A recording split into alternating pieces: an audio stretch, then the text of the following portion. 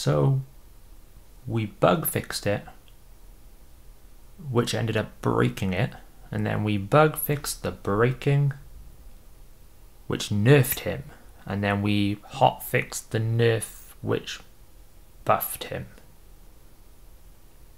Right, okay. Hey guys, and welcome back to the HH Gaming YouTube channel. Saf here with another unofficial patch notes following this week's changes.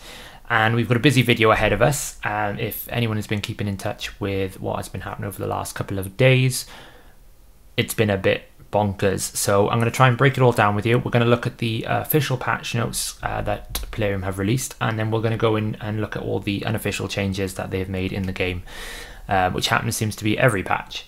As with every patch note that I do in the videos, the stuff that I am collecting out of the game is not an official release statement from Plarium, so obviously it's in the game, it's active, you take it what you will, but just a disclaimer that it's not official. That's why we call this the unofficial patch notes. So let's get into it. So I've got the patch notes up. Let's have a look at what has changed in patch 4.70. So the first thing we've got is boss guides in the game. So in Raid now, if you go to any boss, there's a little icon for boss guides, and they've kind of summarized what the champions do with a bit of a blurb as to how they expect you to beat it. Now, take what you will. Some of it is well done. It's pretty neat interface actually. It's something that I think probably should have been in the game for a long time. Just even the explanation of the boss abilities is actually really valuable. So yeah, is it, are the guides necessarily perfect? Probably not. I've looked at the data and I'm pretty sure they're still saying run bombs on Bommel, which we all know is just not possible. But there you go. Nice little addition. Would I have preferred some tavern changes or some quality of life over this as a priority? Yes, but it's something that's as an additional benefit. So let's get on to the main bit of this patch, which is the champion balance pit changes. So let's take a look what we've got here. So Tila Gormain, even. Base speed increased, great. 98 is much better than 87, much more in line with champions being released in this current cycle now. You don't really see any champion below 92, really. I think the last one we had was Vogoth way back. And they've added the effect now, 50% stealing, and they've just adjusted basically her A3. So there's nothing new from a data perspective here as to what they've done. There's no changes in the base stats. All they've kind of done is just made her do a little bit more of what she used to do. I still think she's not going to be played much. I can't see any use for her, to be honest. So Robot has changed significantly. Now, Robot always was a very hard-hitting champion, and to be honest, it wasn't too difficult to enable him. The biggest problem was his speed was just so low that you had to spend a lot of your time trying to get him into a position where he could do his abilities, and it meant that it was just not as easy to build. Now that they've lifted him by 10 speed, that's massive from a speed set point of view, from a Laura Steele point of view, from various different points of view. That's a huge jump, that 10 speed. It may not seem like it just from a raw number, but it is huge. And his A3, which is basically where his damage is really strong, and you'll see that when we look at the damage comparisons of all the changes, now will work on any form of control, which I think is much better. Not that it's essential, but it's much better. You could run an Umbral with him now, or you could run any sort of, like the new Lego, if you're going for him, you can run any sort of provoke champion now. You could run Salad with him. You could run, I think, what's his name? Elder Skarg as well. So that you can basically unlock the ability better. All in all, he's probably a really top tier nuker now. You'll see what I mean by the numbers. Okay, so King Garog. King Garog obviously kind of memed a little bit because his multipliers aren't very good. He actually did okay damage even before this change, but he did need a bit of a boost if all he was going to do was damage. We'll have a look more detailed at the numbers once we get out of this patch notes bit.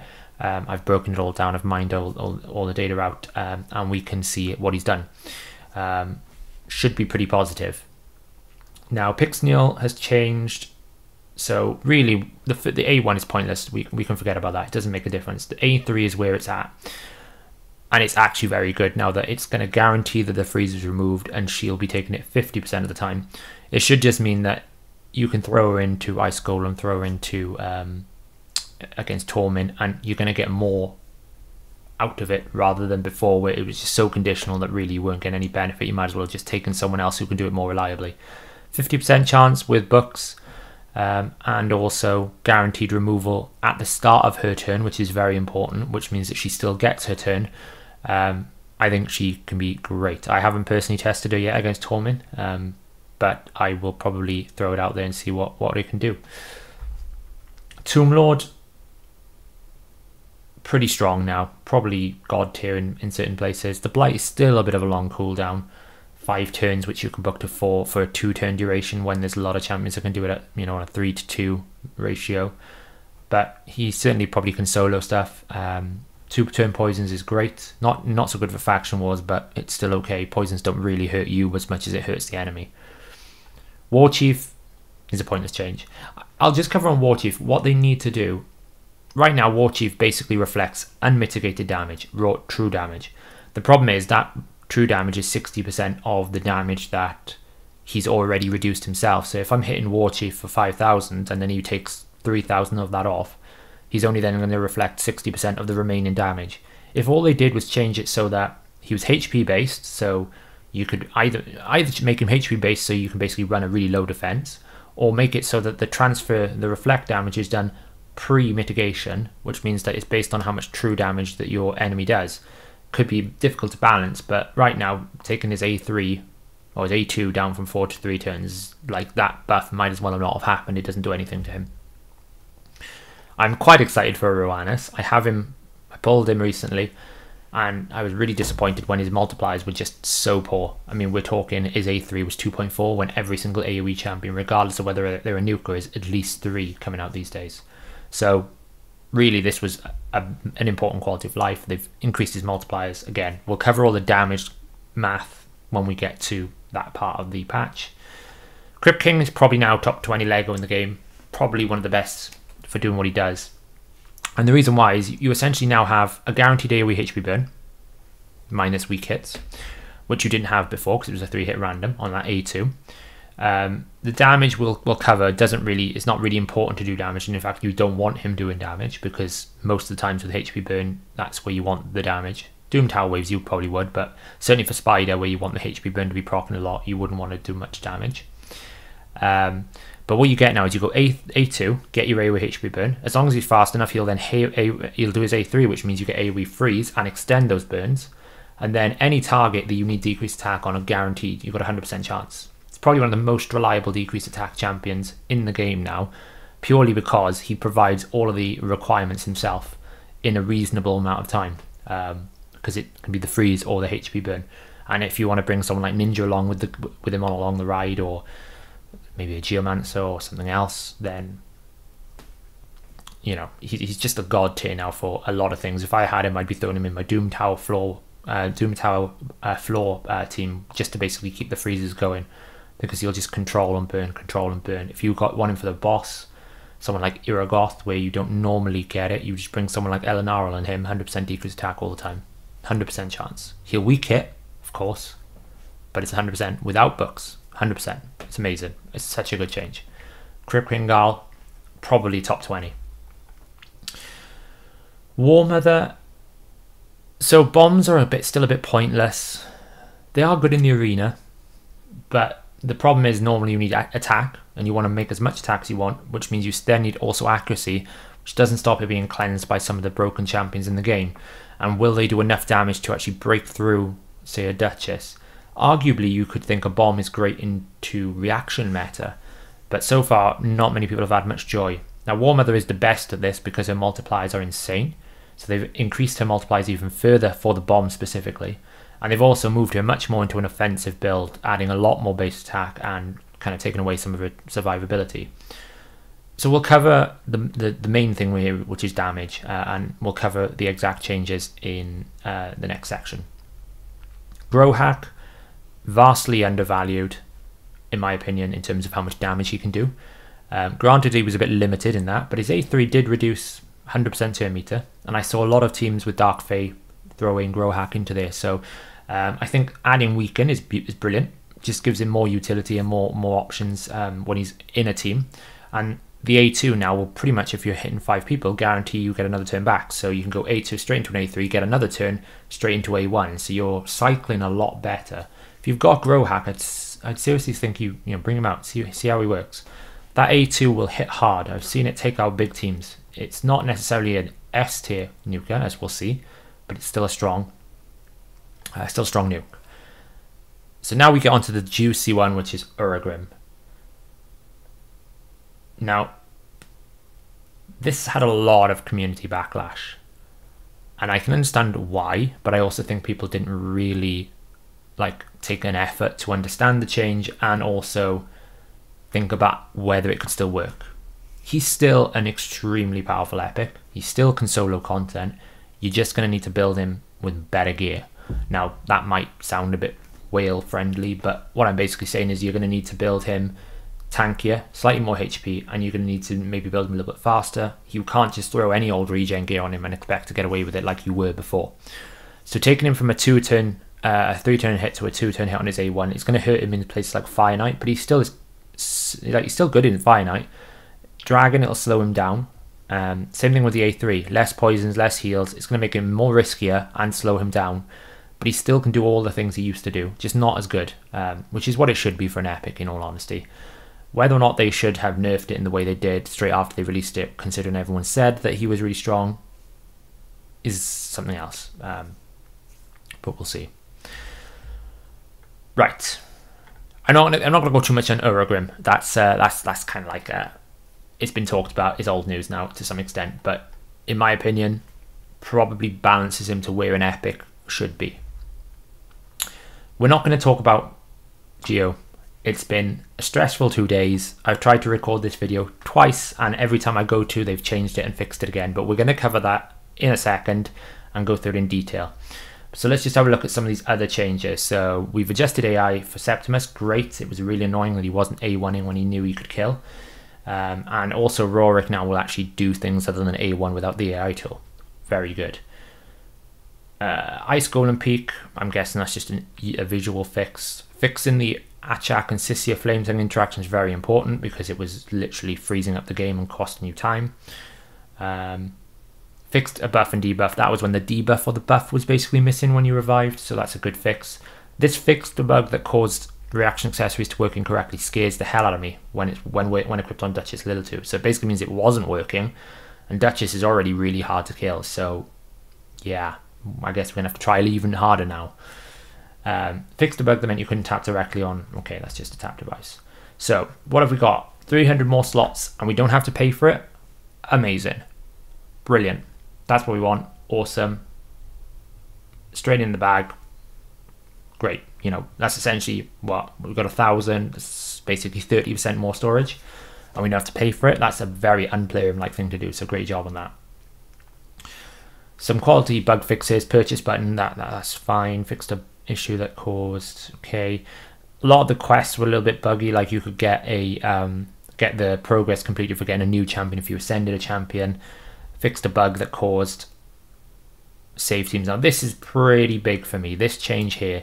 If you've ever tried to get through a difficult floor in Doom Tower and you're trying different teams and you previously beat the old floor with a preset team, you used to get this bug where it would say can't do anything, you have to go back and you have to repick the team all over again. Even if you just had some bad RNG, you just want to run it again, you don't have to worry about that now. That stuff almost made me quit. It was so bad, but that's a great fix. Fixed a bug that caused your save team setup to reset. Yes, okay. Dreadhorn, we can have a 2-month break on that. Thank God.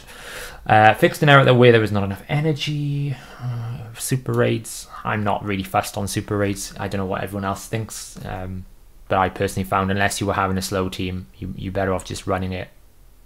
You know, unless it's 100% guaranteed, you always run the risk of getting 3%ed and you fail. And then losing twice the amount of rewards. So I was not really fussed on that.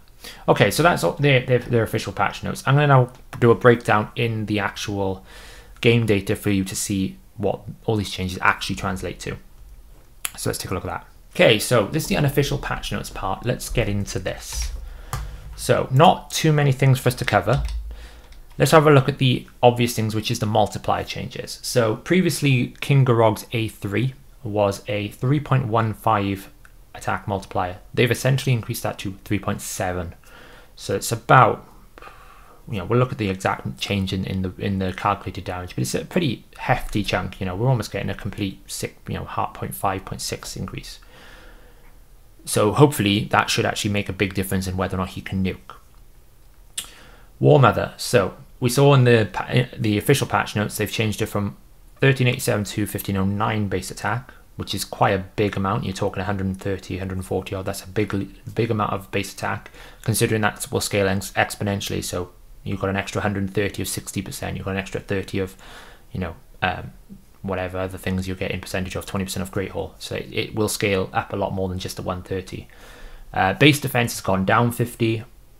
HP's gone down. She's going to be a bit more of a wet noodle, but a bit of a glass cannon. But it's fine, because if you're going to use her, you're going to want her to basically bomb and go. You're not going to use her in scenarios where she needs to be tanky. Now, one thing to note, her old bomb multiplier was 4.25, and that would double for bosses. They've actually increased that to 5.5, which is a nice jump.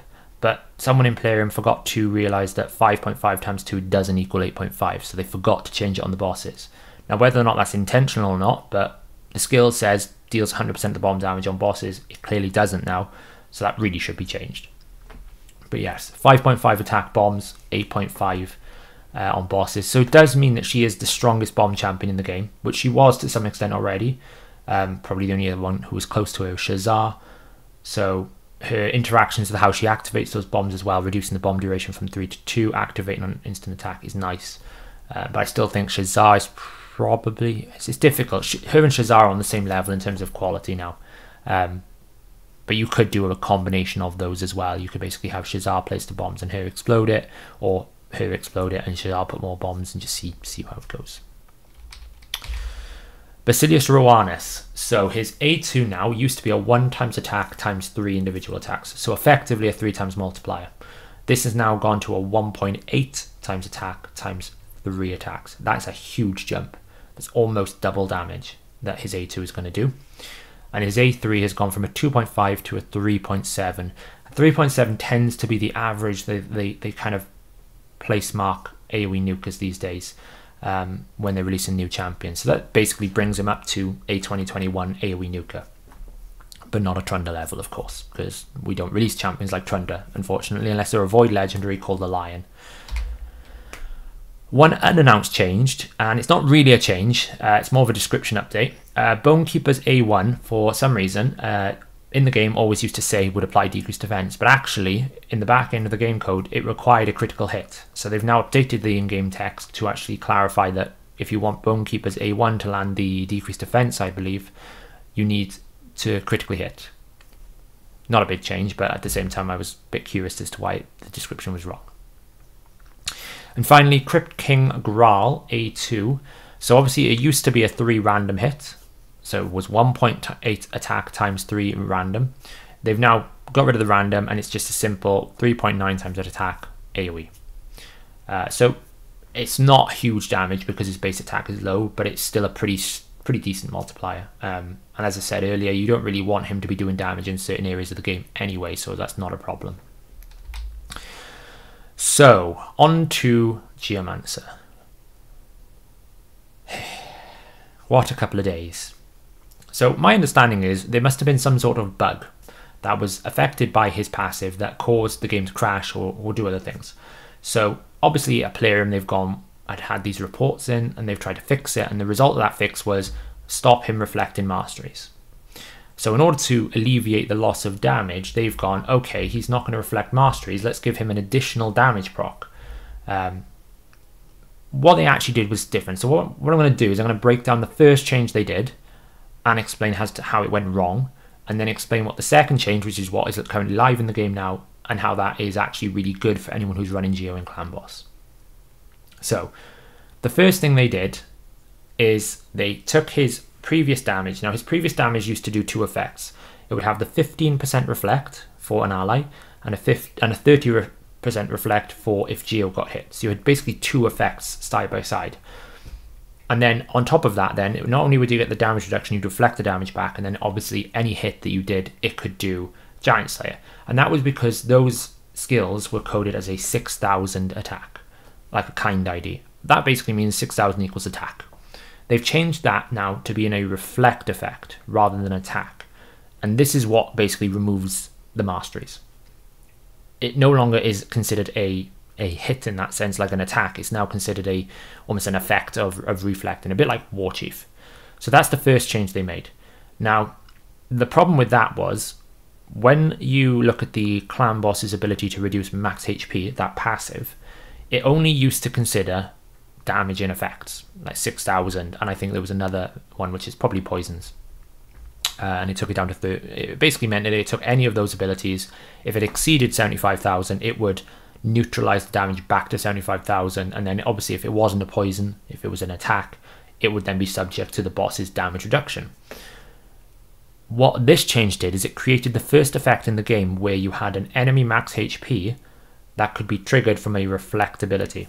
And that's how you were able to do 26 million damage, because what you were seeing was the actual 4% of the clan boss's damage. So the fix to that bug that they had, the first change that they made to correct the bug that was released, was to update the clan boss's passive to now include any effects under that 4017 ID. So any reflects, that would be stuff like War Chief, for example, on his passive, Balthus Drauglord. Those, technically, if they procced max HP, would have been doing 4% or whatever the damage is, would have been doing an insane amount of damage also. So that's how that bug was fixed. Now, what they then did is they were like, okay, well, if we can't do masteries, people are obviously going to say that's a huge nerf, you're losing tons of damage from clan boss. So they added 2 new effects, one effect for an ally and one effect for Geo. Same thing as the reflect. And what it was a 60% chance that you could do 4% of the boss's HP. They described it as ignore defense. That's not quite true. And we know this because we can look at the data as to how War Chief reflects, and his has got a damage modifier which actually sets it as ignore 100% defense, whereas Geo hasn't. What they actually did was they fixed the damage. So that basically means when it's fixed, it cannot be manipulated by any other external factors. So you can't make that damage do more if you have weaken. Neither can you reduce that damage if it has strengthen. Defense doesn't factor into it because that's a reduction effect. So all of those effects doesn't matter. It means you're just always going to do 75,000 if it procs. So it's not quite accurate to say that it ignores defense, but we'll leave it to them. So the first change they then did meant that you could basically get 1 damage proc for if Geomancer got hit, and 1 damage for any ally on a 60% rate. 2 procs, 60% chance every time on an AoE. But it could only trigger once. So it was effectively War Master, but twice the chance of a War Master per skill. That obviously meant for Void, you were okay. Void was basically the same, although if you did high roll Giant Slayer, you could potentially easily beat the Void, but it was about even. But on Affinity, where obviously you're getting many more attacked, you're losing tons of damage. Now, if you want to see the actual damage difference, I think Hell Hades has released a video today breaking that down on the math. But essentially, if you think a clan boss on Void, it does a 1 hit, 1 hit, 1 hit. So it's always going to be the same as War Master. Whereas on the Affinity, you've got 1 hit, 4 hit, 2 hit. So there's a lot more chance for Giant Slayer to proc. So obviously, when they announced this, they were pretty clear that they never intended this to be a buff or a nerf. And it strikes me as they just didn't really look at the math properly. Now, they further come out and said they made the decision based on the amount of people who were using War Master on their Geos, which to me is a very questionable decision making. If I'm developing a game, I should be understanding the game mechanics and then, doing the math and then figuring out where the damage goes. I wouldn't necessarily make a decision about how a game goes based on the fact that 5 people all run Giant Slayer and then 20 people run War Master, therefore War Master must be good. That's just nonsense and crazy to me. It took me 5 minutes to run the math to basically figure out what they changed was a nerf. So they could have saved themselves a lot of hardship if they would just run the math very quickly. Anyway, moving on from that, we won't get into Plarium's communication strategies. They then realized this was bugged, obviously came back and said, hey guys, we never intended this, let's fix it. Right, okay. Change 2, what did they come up with? So, what didn't they change? Damage is still a reflect. So you still can't activate any masteries, which means you can't activate leech, you can't activate lifesteal. It's not an attack, so none of the things that normally trigger an attack based on dealing damage and other things, they don't work. They are out. But additional damage is still fixed. So even though you've now lost the healing and things, you've still retained the ability to do fixed damage, basically that raw 75,000. They've then changed it now so it's more like Giant Slayer. Any hit equals 30% chance. They've also dropped the damage from 4% to 3%, and it can trigger multiple times. So what that actually means is you're technically getting a substantial buff here, because now you can run War Master so that you get more chances for your A1 and A2 to do damage and heal.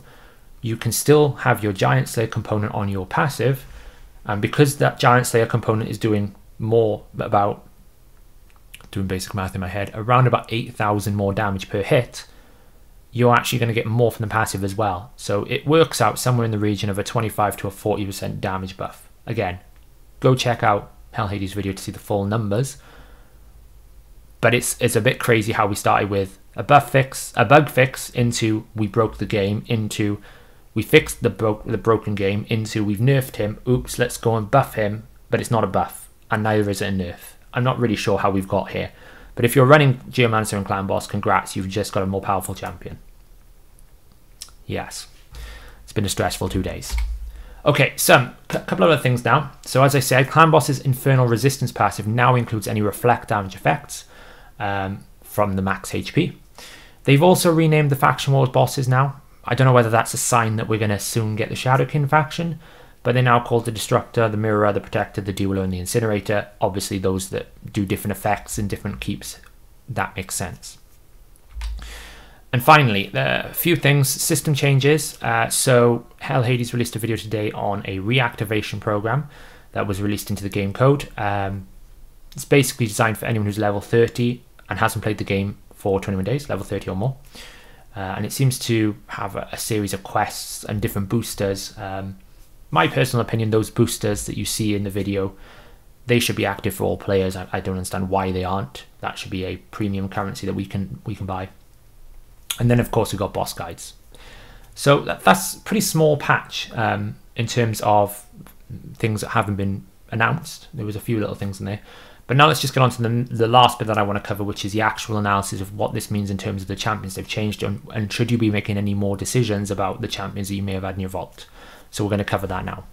So what I've done here, just briefly, is I've pulled out the old damage that we had for the main damage changes here. So we're only talking about the champions that have actually had a change in their multipliers or their base attack. So we've got the base booked here, and that's what we're going to be looking at in the comparison of. So we've got Basilius Roanus, Crypt King Graal, and what we're going to do is we're going to have a look and see what changed. So obviously Basilius's A1 hasn't changed at all, hasn't had a base attack change, so that's the same as what it was before, 24,000, and we're going to look at where that sits amongst all the other damage dealers. We can see his A2, as we expected, has had an 80% damage increase. That is huge, that is a massive increase. That will sit down anyone, pretty much in the game. If you've got someone with, considering it ignores 50% defense and other things, it only gets stronger as people build tankier. That will sit down any champion in this game. His A3, which is now 100% stun, is about 48% more powerful than it was before. So it's about 25,000. Now it's worth noting with these raw numbers, you might be thinking, well, that doesn't seem like a high number. These are numbers that we generate internally to almost have like a base metric of comparison. You can read more about it on the website. When, on each page, each champion guide, there's a link to our realistic battle scenarios guide where it kind of breaks down how we get to these numbers. These numbers are then translated into gradings just so it's more friendly for the user on the website. But just as an example here, so we've added 48% to Basilius Roanus's A3. Crypt King Graal, again, no changes on his A1 or A3, but on his A2, obviously a random skill is going to jump dramatically. It goes up about 117% because it's now AoE on a single target. When we talk about random, we always think what's one hit of that random hit on a target. So comparatively, an AoE hit versus that one hit, it's about 117% more. King Garog, nothing has changed on his A1 or his A2. but his A3 has gone up 27%. Now his A3, in my opinion, always was actually quite strong if you could activate him, and the fact that he generates more ignore defense for more buffs and also has the mechanic with his passive where he'll get more damage the more you revive, he's actually, the math is telling me right now he could be a S tier nuker. Now I'm personally leveling one just so I can prove that it's right before I'm willing to make a conclusive statement that he's definitely S tier, but the math is telling me that he is as good as Ethos in terms of nuking strength. Obviously there's an affinity consideration, but just as a consideration. The one question that people will ask is, okay, well how many buffs are you considering? This is calculated as if there's only 2 buffs on the enemy.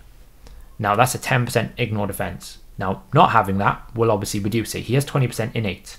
But if you imagine you've got Savage, you've got Cruel, that's 30%. You've got Helm Smasher, that's another 25%. So you're up to 55%. Throw in his passive, throwing in the A3 default, which is 20%.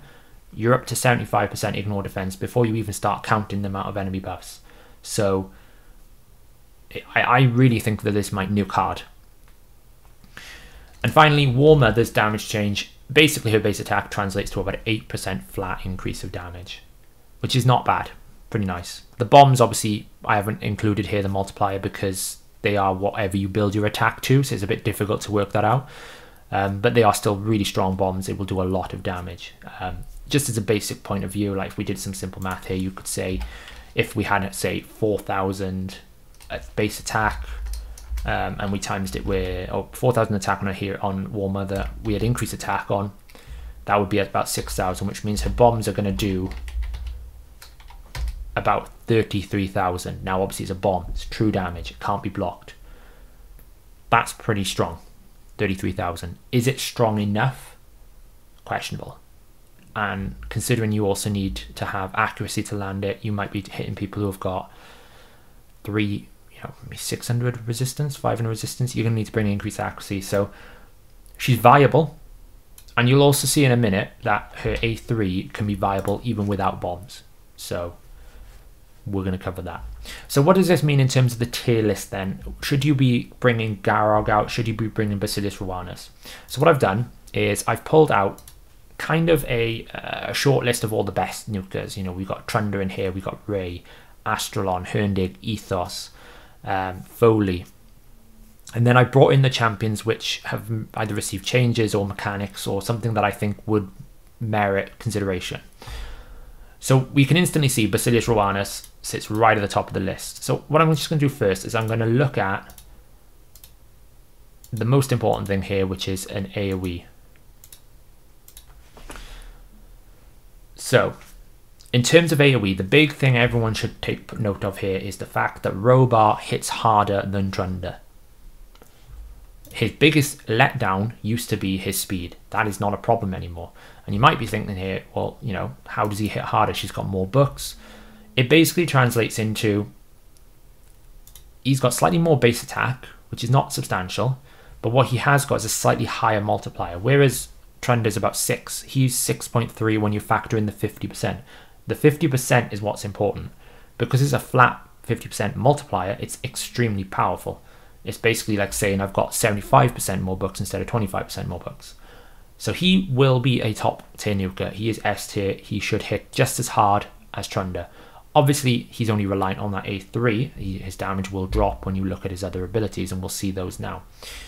In terms of King Garog, his damage now should be sitting somewhere between Ethos's A2 and A3, which is top tier. Now, I need to run my personal test to make sure that that is definitely accurate, but the mathematical outcome says King Garog is on par with Ethos. Now, a lot of people will say Ethos is one of the best S tier nukers in the game. Granted, some of that is due to Void and just due to his base attack and a couple of other things, but I honestly think Garog could be as good as Ethos if the math translates to the in-game practicals. Obviously, you've got to think about buffs and other things. So, War Mother. Now, this is where I was saying before, War Mother can be used without bombs. 29,000 is the base, so she's not that far off an Ethos A2. She is on par with an Astralon A3, and both of those are really strong nukes. So you could literally just build War Mother for full-on nuke on her A3 and just one-shot the enemy. that's perfectly viable. The other one I wanted to highlight was Growhack. Now he's what I would call an A tier nuker. He's not as strong as your Trunders, your Garogs, looking at this list, Ethos, Robar, and Rays, but he is, you know, on par with Herndig here. Herndig's A2, so he can nuke just as good. Now the good thing, the reason why I'm noting this, you know, he always used to nuke that hard, but now he's going to have 20% chance, 20% turn meter every critical hit. So if he doesn't kill the people the first time, the enemies, then you're going to get 80% turn meter back as long as you've critically hit. Now reaction is probably going to mess that up a little bit, but effectively you can get back around to his A3, which does hit really hard, which also steals turn meter, much easier than before. So I think definitely have a think. If you're lacking some AoE nukers, Growhack might be an answer to some of them, especially in 3v3, where he could possibly be your AoE nuker and also bring some utility in places like Dark Fae when that rotation comes back around. Anywhere in Spider where you need to decrease turn and weaken, definitely worth considering. I might even throw him into my Spider 20 speed farming team because I'm using Ghost Spawn for guaranteed decreased defense. It might be helpful to have another big hitter with weaken. Finally, let's have a look at Basilius Rowanus on his A3. Again, he's not an S tier nuker, but he's now serviceable. You could build him and he could do a job. What's nice about Basilius is 100% stun. He is, for all intents and purposes, a force-based Astrolon. Astrolon's got a really strong A2, he's got an AoE stun and a really strong damage A3. Basilius is the same thing. He's not as hard hitting on that A3, but he's harder hitting on the A2, so it just gives you different options for what you want. Should you be pulling him out your vault? Depends on your account. If you pull him early game, is he going to be a nuker? 100%. He's really strong now. And if you need crowd control, there's no reason why you couldn't run him as a crowd control with some damage to soften them up and then have and basically have your main nuker to go in, instead of running, say, like a Umbral control champ or maybe a Gurgo freeze or something like that. You could run him as well. And remember, if you're running stun, run Opportunist Mastery. That's 12% more damage. And then lastly on this list is Crypt Gringal. So as I said, it's not, his damage is not worth talking about really, but it's nice that it's now, you know, his utility is what makes him broken strong, not his damage. Now in terms of single target, so Basilius now sits on top of that damage. We can see that Growhack's single target as well, his A3 is really strong, on par with Astrolon's A2, and on par with the single target hit of Herndig's A3 as well. So they kind of have a similar thing where they steal that turn meter. Obviously Herndig has got more utility than secondary AoE. King Garog here is still pretty strong in his A2, and you'll use that A2 to activate his A3. Now you may notice, like, why is that strong? These are godlike because of the secondary effects they have. The godlike boundary is about 40,000. So Herndig is being classed as godlike because he is doing a AoE on top of that single target.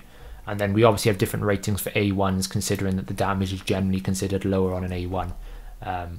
So as an non-A1 single target, he's just below godlike, but he's really strong still.